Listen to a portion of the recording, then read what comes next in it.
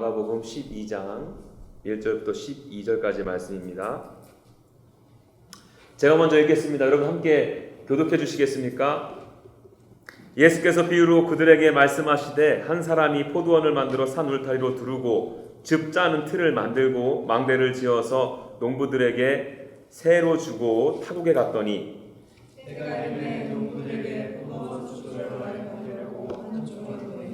그들이 종을 잡아 심히 때리고 거저 보내었거늘 또 다른 종을 보내니 그들이 그를 죽이고 또 그 외 많은 종들도 더러는 때리고 더러는 죽인지라.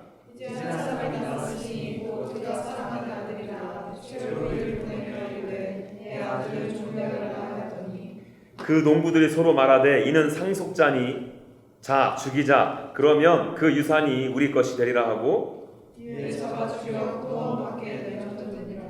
포도원 주인이 어떻게 하겠느냐 와서 그 농부들을 진멸하고 포도원을 다른 사람들에게 주리라.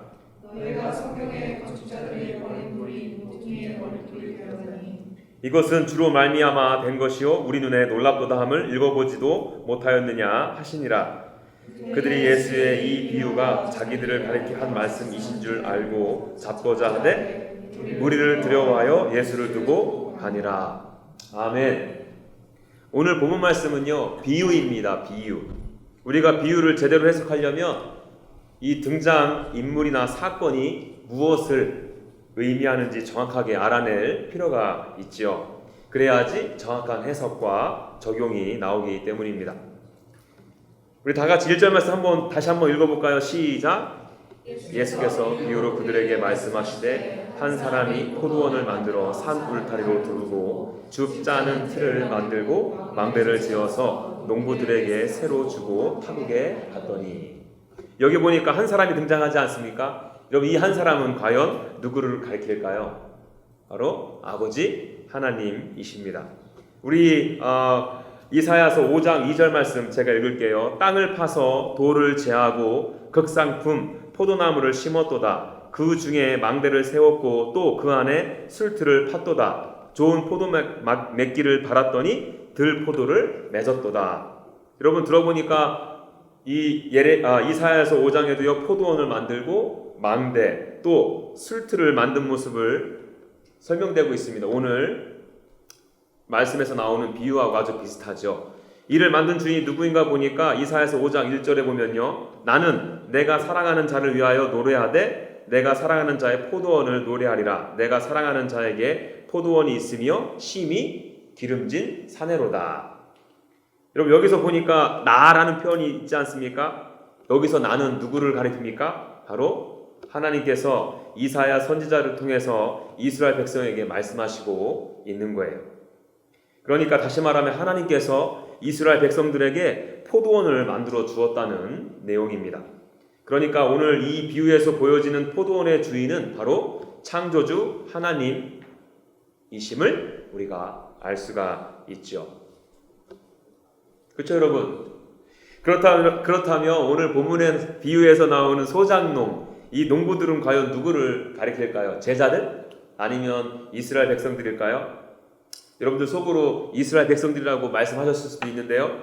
크게 보아서는 그럴 수도 있지만 오늘 비유는요 보다 구체적이에요. 우리 마가복음 11장 27절에요 이런 말씀이 있어요. 그들이 다시 예루살렘에 들어가니라. 예수께서 성전에서 거니실 때에 대제사장들과 서기관들과 장로들이 나와 라는 표현이 있습니다.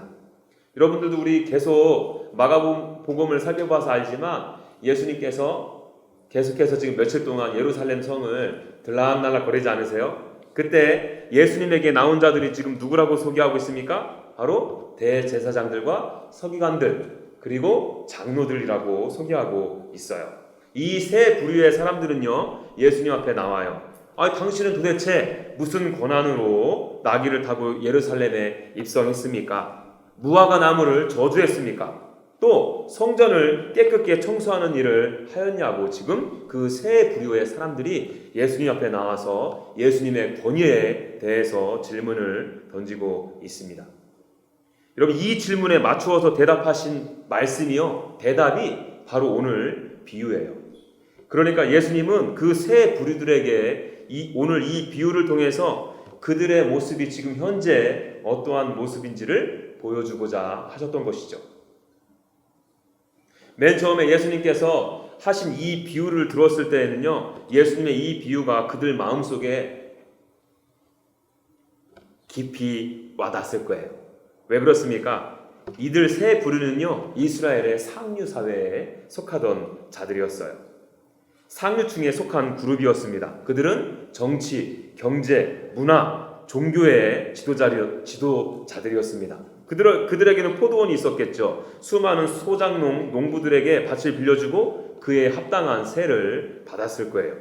그러니 예수님의 이 비유가 그들의 이 세 부류, 대제사장들, 서기관들, 그리고 장로들, 그들이 듣기에 얼마나 너무나도 그들이 듣기에 익숙한 비유였다는 거예요. 예수님께서 하시는 비유가 그들의 귀에 쏙쏙 들어갔을 것입니다. 여러분, 이것이요 예수님의 노림수였다는 거예요. 자신들이 지금 이 비유에서 나오는 한 사람, 즉 포도원의 주인인 줄 알고 예수님의 비유에 대해서 집중해서 듣다가 자신들이 바로 오늘 소개되는 소작농, 농부임을 깨닫게 하시기 위함입니다. 만일 이것을 깨닫는다면 그들에게 다가오는 것은 그만큼 크겠죠. 요즘 말대로 하면 역대급 반전이 일어나게 될 것입니다. 자, 그렇다면요, 여러분, 예수님께서 종교 지도자들에게 이 비유를 통해서 무엇을 말씀하시고자 하셨는지 살펴보고, 이 비유는 저와 여러분들에게 과연 어떠한 상관관계가 있는지를 한번 자세하게 이제 살펴보도록 하겠습니다. 오늘 비유를 보니까 어느 한 사람이 등장합니다. 그는 부자였던 것 같아요. 그는 포도원을 만듭니다. 울타리를 쳐서 포도원을 보호하고요, 포도즙을 짜는 틀도 만들고 망대까지 지었어요. 이렇게 준비되어진 포도나무 밭을 소작농들에게, 농부들에게 빌려주고 그는 다른 나라로 갔습니다. 그 후에 얼마간의 시간이 지났어요. 이제 수확할 때가 지났어요. 그 포도원 주인은요, 종들을 보내어서 그에 합당한 세를 받으려고 합니다. 그런데 여러분, 오늘 비유는요, 여기서부터 조금씩 어긋나기 시작해요. 우리 다 같이 본문 말씀 3절 말씀을 볼까요? 여러분들 읽어주시겠습니까? 시작! 그들이 종을 잡아 심히 때리고 거저 보내었거늘. 아니, 포도원의 주인이 세를 받기 위해서 종을 보냈는데 지금 어떤 일이 일어나고 있습니까? 이 포도원의 주인의 심부름을 하는 종들이 무슨 죄가 있습니까? 소작농들이 이 종들을 잡았어요. 그리고 심하게 때렸습니다. 그리고 빈손으로 돌려보냈어요. 그러자 포도원 주인은 어떻게 하죠? 다른 종을 보냅니다. 그랬더니 그래서 이번에는요, 그 농부들이 그의 머리에 상처를 내고 능욕까지 합니다. 그럼에도 그 포도원 주인은 또 다른 종들을 계속해서 보내요. 이에 따른 그 농부들의, 소작농들의 반응을 한번 볼까요? 5절 여러분들 읽어주십시오. 시작! 또 다른 종을 보내니 그들이 그를 죽이고 또 그 외에 많은 종들도 더러는 때리고 더러는 죽인지라. 여러분, 이거 5절 말씀 가만히 보세요. 심히 때리는 것을 넘었고요, 머리에 상처를 주고 능욕하는 것을 지금 넘어섰어요. 아예 그 종들을 뭐 한다고? 죽였어. 한두 번이 아니에요. 여러분, 아무리 객관적으로 생각해도 이 소작농들, 농부들 너무한 거 아니에요? 여러분, 저는요, 좀 전에 포도원의 주인이 누구를 의미한다고 말씀드렸습니까? 창조주 아버지 하나님. 그리고 소작농, 농부들은 누구를 가리킨다고요? 바로 대제사장들, 서기관들, 장로들. 여러분, 예수님께서 지금 이 세 부류의 지도자들에게 이 비유를 주신 이유가 무엇일까요? 여러분, 예수님께서는요, 이 세 부류의 종교 지도자들의 완약함을 꼬집고 싶으셨던 거예요. 하나님께서는 이스라엘 지도자들에게 하나님께서 택하신 백성, 이스라엘 백성들을 맡기셨어요. 이스라엘 백성들이 하나님 앞에 나와서 온전히 예배하고 하나님을 섬기게 하기 위해서 그 지도자들에게 하나님의 양, 이스라엘 백성들을 맡기셨다는 것입니다. 우리 몇 주 전에 살펴보았죠? 예수님께서 성전을 깨끗게 하시는 장면. 여러분, 성전에서 장사를 했고요, 환전소를 운영했습니다. 그리고 성전세를 받았어요.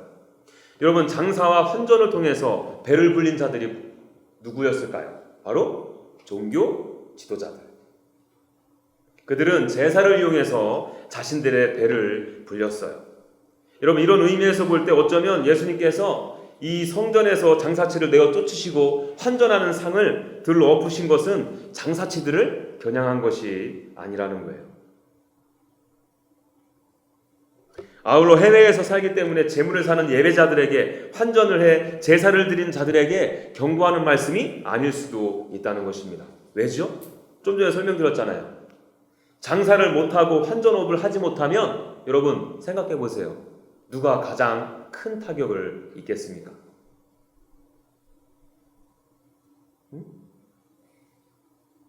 이스라엘 종교 지도자들 아니에요? 그들이 뒤에서 다 이마에 뽑게 되는데 장사 못하고 환전업 못하고 성전세 못 내게 하고 그러면 누가 가장 손해를 보겠습니까? 여러분, 예수님께서 장사치들을 들러 엎으시고요, 환전하는 상을 엎으심을 통해서 이 종교 지도자들의 완악함에 대한 거부 반응을, 알러지 반응을 아주 심하게 상징적으로 보여주신 사건이 바로 성전 정화 사건이에요. 자신의 배만을 채우려고 하는 이스라엘 종교 지도자들에게 선전포고하신 것입니다. 여러분들이 생각하실 이 종교 지도자들이 그렇게 완악했던 이유는 어디에 있었던 것 같아요? 또 다시 쉽게, 여러분들이 대답하기 쉽게 질문을 바꾸어 볼게요. 오늘 비유에서 보여지는 소작농, 이 농부들이 소출의 얼마를 내지 않았던 이유는 무엇입니까? 그 세를 받기 위해 왔던 종들을 때리고 능욕하고 심지어 죽이기까지 수차례 했던 이유가 무엇일까요?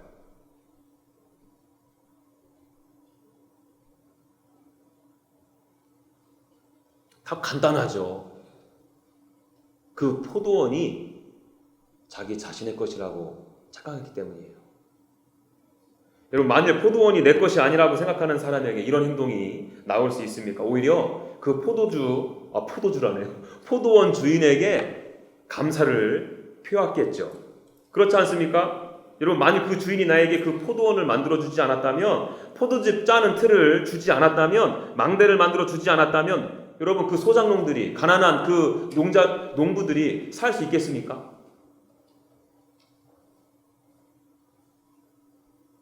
여러분, 우리가 여기서 알 수 있는 것이 무엇입니까?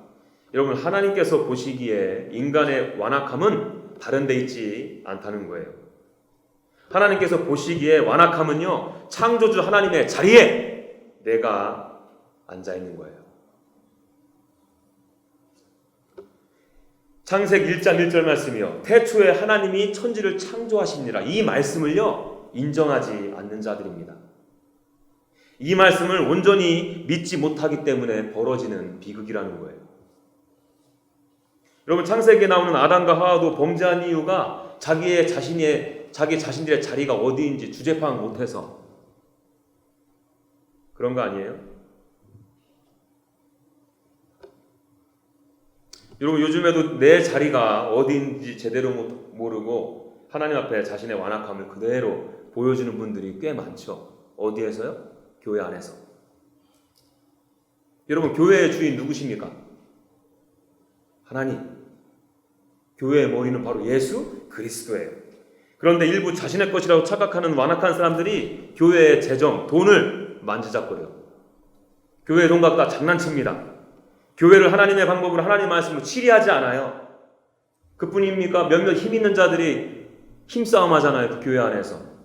더 좋은 자리 차지하려고. 가정은 또 어떻습니까? 여러분들의 가정. 여러분, 가정의 주인은 누구세요? 하나님이십니다. 여러분, 부부싸움 왜 하는 줄 아세요? 가정의 가장 높은 자리에 내가 앉아 있으려고 하기 때문이에요. 여러분, 가정에서도 가장 높은 곳은요, 남편의 차지가 아니에요. 아내의 자리가 아니에요. 그 자리는 하나님의 자리입니다. 남편과 아내는 그 주님을 바라보면서 내 아내, 내 남편을 하나님 사랑하듯이 사랑하고 서로 섬겨야 하는 거예요. 그렇게 살아간다면 가정 안에 불화가 있을 수 있겠습니까? 물론 인간은 죄인이기 때문에 잠시 잠깐은 치고받고 싸울 수 있겠죠. 그러나 해를 넘기지 않고 화해하게 될 거예요. 왜? 가장 높은 자리에 계신 하나님께서 그것을 원하시기 때문에, 그분이 내 가정의 주인됨을 인정하기 때문이에요. 여러분, 뭐 자녀도 마찬가지. 자녀의 주인은 누구십니까? 하나님. 자녀는요, 내 것이 아니에요. 하나님의 것입니다. 하나님께서 잠시 잠깐 나에게 맡겨주신 선물이에요. 여러분, 그런데 자녀들을 이용해서 내가 젊었을 때 하지 못한 한을 풀기 위해서 그냥 자기 지도는 학창 시절에 지지리 공부도 못했으면서 그냥 너는 도대체 그냥 누구 닮아서 그러냐고 그냥. 아니, 엄마 아니면 아빠 닮았지 누구 닮았습니까?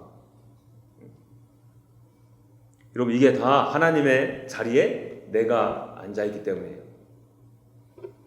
여러분, 제가 간단히 몇 가지만 여러분들의 이해를 돕기 위해서 예를 들었는데요. 여러분, 우리는요, 이것을요, 가볍게 보아서는 안 돼요. 왜 그렇습니까? 우리가 교회 안에서, 가정 안에서 자녀들에게 그런 행동을 하는 뿌리에는요, 아담과 하와처럼 하나님의 하나님 되심을 인정하지 못하기 때문입니다. 종교 지도자들처럼 내가 내 삶의 주인이라는 의식이 있기 때문에. 여러분, 이것은요, 아주 심각한 영적인 질병입니다. 하나님 보시기에 하나님을 대적하는 행위예요. 그러니 매사에 철저히 자기 중심으로 이 세상이 흘러갈 수밖에 없는 것이죠. 내 삶의 모든 영역에서 하나님께 여쭈어보지 않습니다. 하나님의 마음을 헤아리려고 하지도 않아요. 하나님의 눈길이 지금 어딜 향하고 있는지, 하나님의 마음이 지금 누굴 향해 있는지 보려고 하지 않는다는 거예요. 오로지 나. 여러분, 아니요. 이 세상의 중심은요, 이 세상이 여러분들에게 가르치고 세뇌시키는 것처럼 사랑 중심으로 돌아가지 않아요. 나 중심으로 돌아가지 않습니다. 이 세상은 창조주 하나님 중심으로 돌아가요. 철저히 그분 중심으로 돌아간다는 거예요. 왜? 온 우주 만물을 지으시고 다스리고 통제하시는 분이 바로 성경에서 말씀하시는 창조주 하나님 아버지시기 때문에 그렇습니다. 여러분, 그러니까요, 저와 여러분들이 매번 삶 가운데 엇박자를 내는 거예요. 세상은 하나님 중심으로 돌아가도록 설계되어 있고 창조되었는데, 거기서 자꾸 내가 하나님 자리에서 뭘 해보려고 하니까, 내 중심으로 살아보겠다고 발버둥 치니까 그렇게 힘든 것입니다. 여러분, 어서 빨리 그 자리에서 내려오시고요, 하나님께 그 자리 내어드려야 돼요. 여러분들의 처해 있는 모든 상황과 환경이 하나님 중심으로 움직여지도록 주님께 여러분들을 내어 맡기셔야 합니다.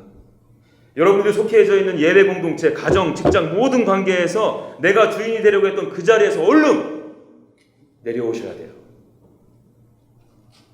그것이 포도원의 참 주인이신 하나님을 인정하는 거예요. 그것이 창조주 하나님을 겸손히 섬기는 모습입니다.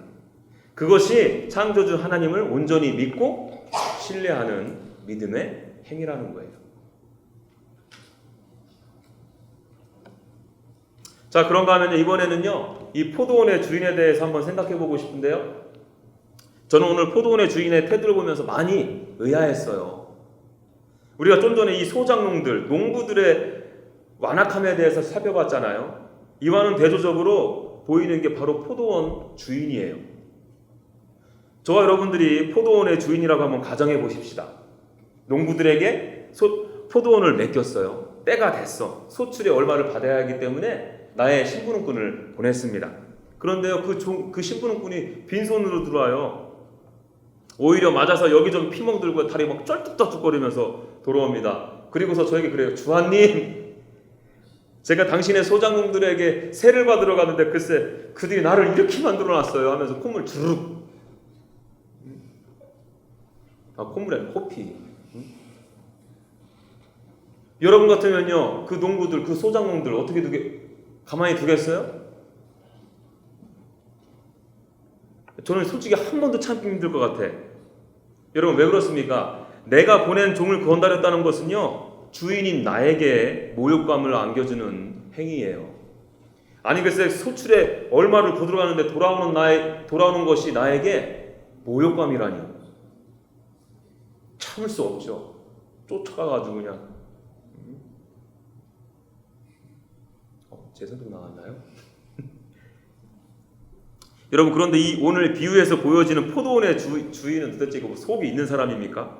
그렇지 않아요? 한두 번 정도 참는 것은 그나마 참 마음씨 좋은 여러분들처럼 마음씨 착한 주인이라고 이해할 수도 있을 것 같은데, 좀 전에 저 여러분들 읽은 것처럼 이 포도원 주인은요, 수를 헤아릴 수 없이 참습니다. 인내하세요.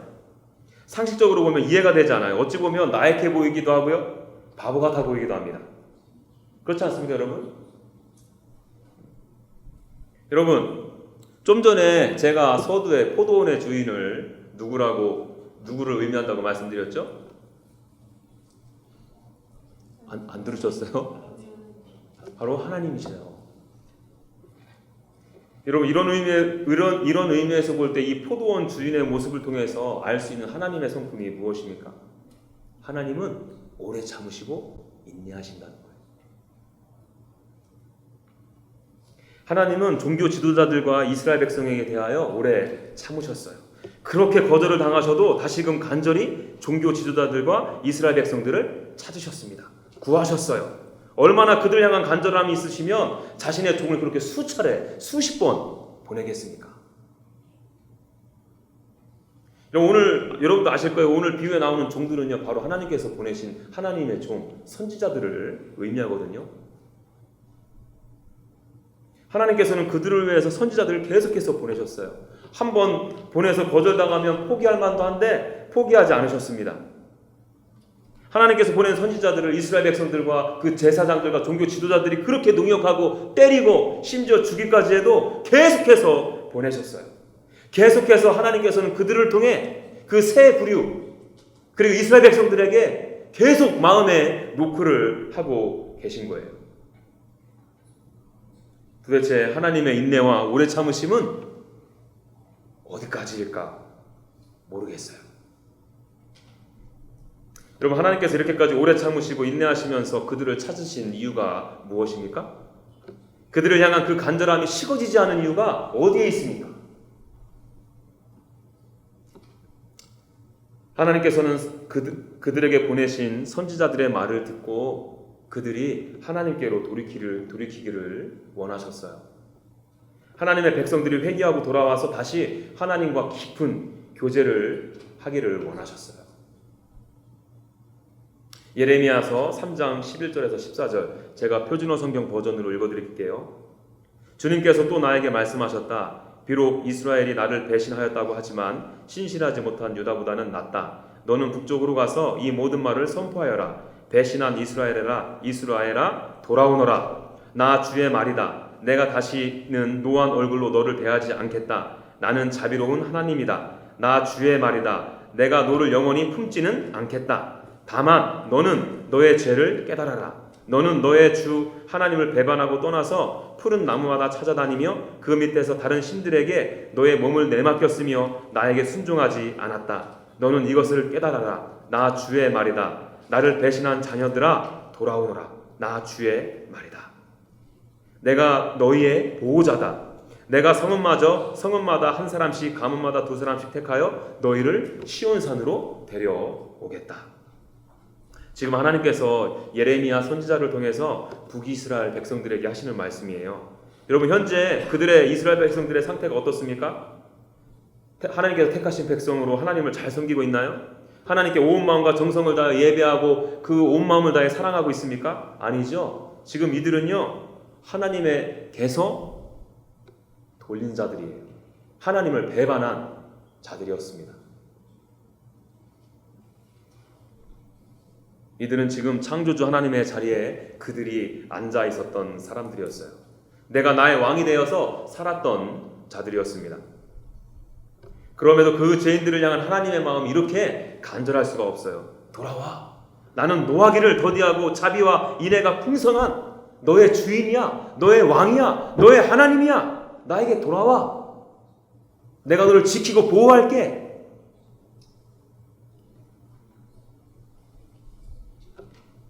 여러분, 종교 지도자들, 이스라엘 백성들을 이렇게 사랑하시는 하나님이, 이스라엘 백성들을 끝까지 사랑하시는 하나님이 바로 저와 여러분들의 하나님이시라는 거예요.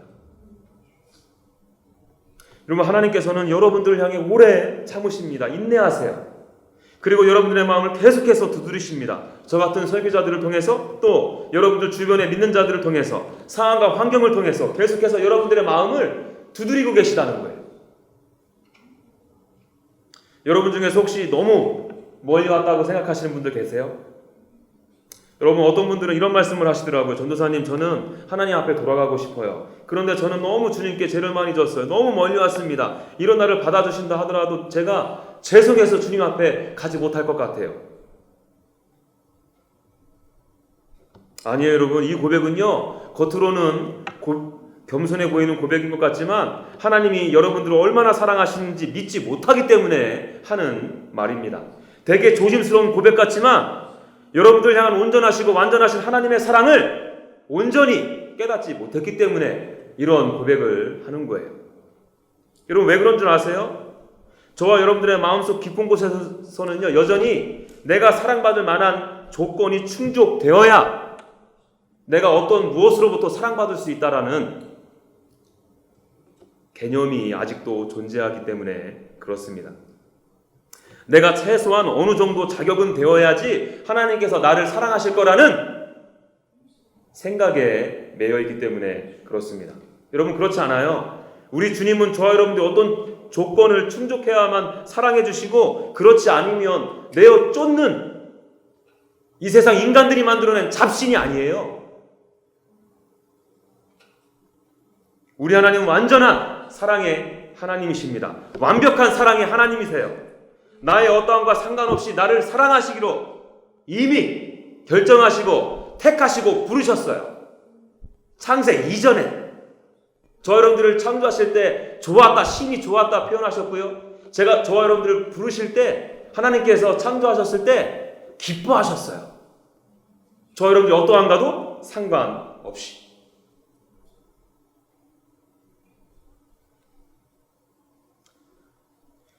여러분, 본문에서도요, 그 하나님께서 저와 여러분을 얼마나 사랑하시는지 그 증거가 나오는데요. 우리 6절 말씀 볼까요? 6절 말씀. 여러분들 읽어주시겠습니까? 시작. 이제 한 사람이 남았으니 곧 그가 사랑하는 아들이라. 최후로 이를 보내며 이르되 내 아들은 존대하리라 하였더니. 여러분, 종교 지도자들이 하나님 앞에 뭐 잘했습니까? 하나님께 사랑받을 조건을 뭐 갖추었나요? 아니죠. 오히려 악했죠. 오히려 하나님의 자리에 자신들이 올라서 있었던 사람들이었어요. 그럼에도 그 원수 같은 자들에게 하나님께서는 그렇게 사랑하시는 독생자 예수를 보내신 거예요. 여러분, 저와 여러분들도 마찬가지라는 거예요. 우리 모두가 하나님의 하나님 되심을 인정하지 않았을 때, 하나님의 자리에 내가 올라가 내 중심으로 이 세상 가운데 살아갔을 때 하나님은 나에게 예수님을 보내주셨다는 거예요. 예수님을 이 세상 가운데 보냄으로 하나님께서 저와 여러분들을 얼마나 사랑하시는지 확실한 증거를 보여주셨다는 거예요. 우리가 잘 아는 로마서 5장 6절이요. 우리가 아직 연약할 때 기약대로 그리스도께서 경건하지 않은 자들을 위하여 죽으셨도다. 여러분, 여기 보니까 그리스도께서 경건하지 않은 자들을 위하여서 죽었다라고 표현하고 있습니다. 여러분, 그 시점이 언제입니까? 또 로마서 5장 8절. 우리가 아직 죄인 되었을 때에 그리스도께서 우리를 위하여 죽으심으로 하나님께서 우리에게 대한 자기의 사랑을 확증하셨느니라. 그리스도께서 우리를 위하여 죽으셨다고 여기서 말하네요. 그 시점이 언제입니까? 로마서 5장 10절. 우리가 원수되었을 때에 그의 아들이 죽으심으로 말미암아 하나님과 화목하게 되었은즉 화목하게 된 자로서는 더욱 그의 살아나심으로 말미암아 구원을 받을 것이라. 이 말씀 보십시오. 아들의 죽으심으로 하나님과 우리가 화목하게 되었는데 그 시점이 언제였냐?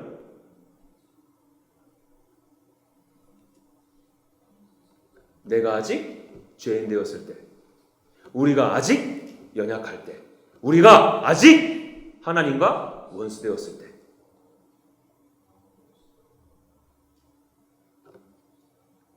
하나님께서 저와 여러분들을 사랑하신 시점은요, 저와 여러분들이 하나님께서 원하시는 조건에 충족했을 때가 아니에요. 하나님께서 정해놓은 몇 가지 기준에 합격해서 예수님을 이 땅에 보내신 것이 아니라는 거예요. 우리들이 만들어 놓은 몇 가지 기준을 통해서 그것을 잘 지키고 이루었다고 해서 하나님께서 예수님에게 십자가를 지시게 하신 것이 아니라는 것입니다.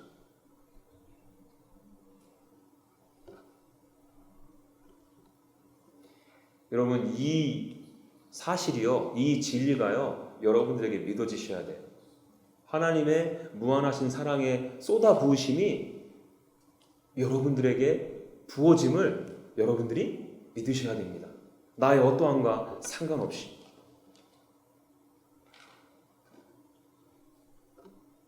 저와 여러분들이 아직 연약할 때, 아직 죄인 되었을 때, 하나님과 원수 되었을 때 예수님 이 땅 가운데 보내심으로 하나님께서는 우리를 얼마나 사랑하시는지 그분의 사랑을 확증하신 것입니다.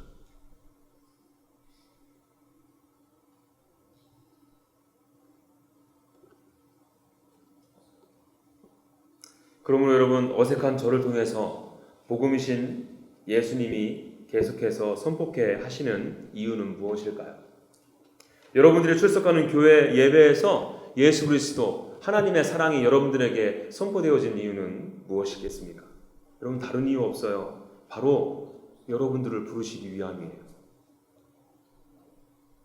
내가 너희들을 얼마나 사랑하시는지 하나님께서 여러분들에게 보여주고 싶으신 거예요. 내가 너희들 이렇게 갈급하게 찾고 구한다는 것을 여러분들이 제발 깨닫길 원한다 하고 이렇게 설교자들을 통해서, 주변의 사람들을 통해서, 상황과 환경을 통해서 여러분들에게 말씀해 주시고 있는 거예요.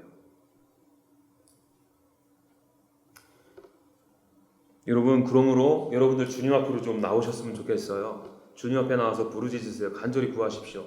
주님, 제가 창조주 하나님의 자리를 차지했던 사람입니다. 내 삶의 주인이 바로 저였습니다. 내 중심으로 지금까지 제가 살았어요. 그러나 이제는 제 자리로 돌아가고 싶습니다. 나의 주인은 창조주 하나님이십니다. 나를 사랑하시는 주님께로 이제는 돌아가고 싶습니다. 나를 받아 주옵소서 하고 이렇게 간절한 마음으로 하나님 앞에 구하시기를 간절히 소망합니다. 주님께 용기 내어 나오세요. 하나님께서 여러분들을 간절히 원하고 계십니다. 찾고 계세요.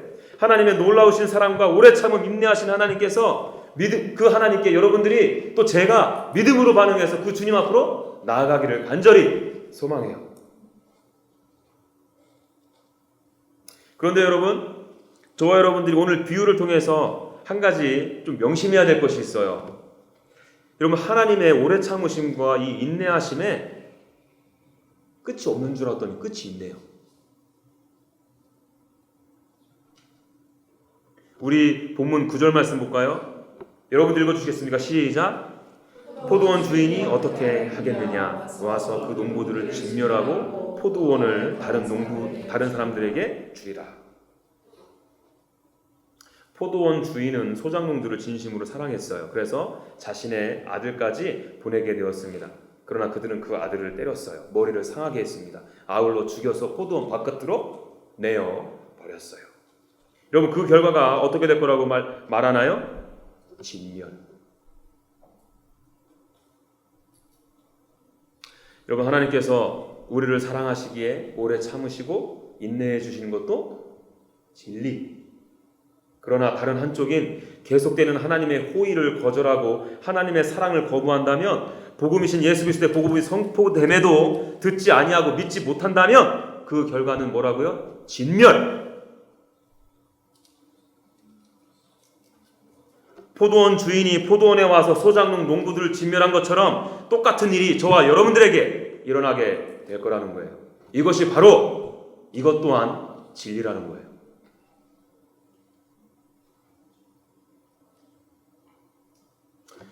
여러분, 오늘 비유는 저와 여러분들을 결단의 자리로 초대합니다. 12절. 그들이 예수의 이 비유가 자기들을 가리켜 말씀하신 줄 알고 잡고자 하되 무리를 두려워하여 예수를 두고 가니라. 여러분, 예수님께서 이 종교 지도자들을 대적하기 위해서 이 말씀을 주신 것이 아니에요. 사랑하셔서 돌아오기를 바라는 마음으로 이 비유를 주셨거든요. 그런데 이 종교 지도자들은 예수님을 잡아 죽이려고 하고 며칠 후에는 잡아 죽입니다. 이들의 끝은 진멸이에요. 회복될 수 없습니다. 여러분, 이 오늘 비유 말씀을 통해서 예수님께서 저와 여러분들에게 똑같이 들려주시고 계세요. 그 새 종교 지도자들에게 하셨던 말씀처럼. 여러분, 여러분들의 선택은 어떻게 하시겠습니까? 종교 지도자들처럼 머리 때리고 능욕하고 예수님을 다시 십자가에 못 박으시겠습니까? 포도원에서 죽여서 포도원 바깥으로 내어 던지시겠습니까? 그 예수님은 지금 여러분들 안으로 들어오셔서 여러분들과 교제하고 깊이 사귀길 원하시는데 그분 내어 던지시겠습니까? 그 결과는 진멸.